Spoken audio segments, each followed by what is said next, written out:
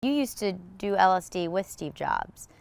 Can you take me back to those college days? I mean, let's just rewind and go back there. Let's see, were we playing Sergeant Pepper? Well, yeah, what were you playing? How did this go down?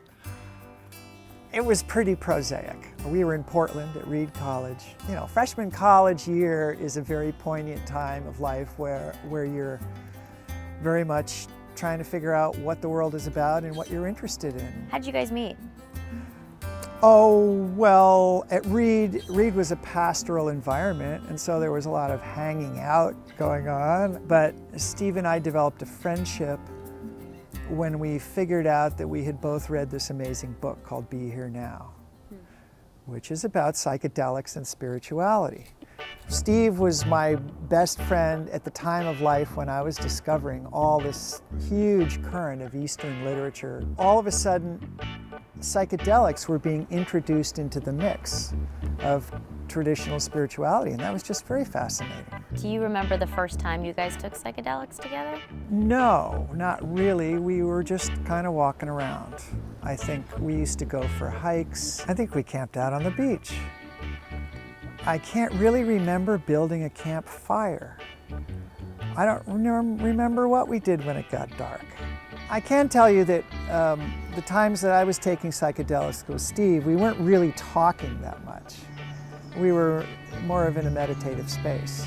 At some point, you and Steve Jobs, you guys decided to go to India, right? Yes. What was that trip like? I didn't have any money. I had no travel plans, but Steve had started working at Atari and he had money, a couple $1,000s. And so he offered to buy my ticket. And I said, absolutely okay, let's go. We were just traveling around, just hippies traveling around. We weren't even hippies. We shaved our heads. We were monks. We were monk wannabes. The story goes that everyone's in the garage working on the first prototypes. When I heard that he was starting this Apple project, that was a big surprise to me, and I volunteered to help, not having any qualifications whatsoever, but I was happy to help. Most of what I was doing was testing these boards and, you know, hooking them up and testing. I had to plug all the chips in and then test them. And Steve was on the phone in the kitchen most of the time. So I was alone in the garage. Did I even have a radio? No, I didn't even think I had a radio. Once you were there, did you and Steve Jobs ever take LSD or continue to take psychedelics? Once Apple started, Steve was really focused with all of his energy on making Apple successful.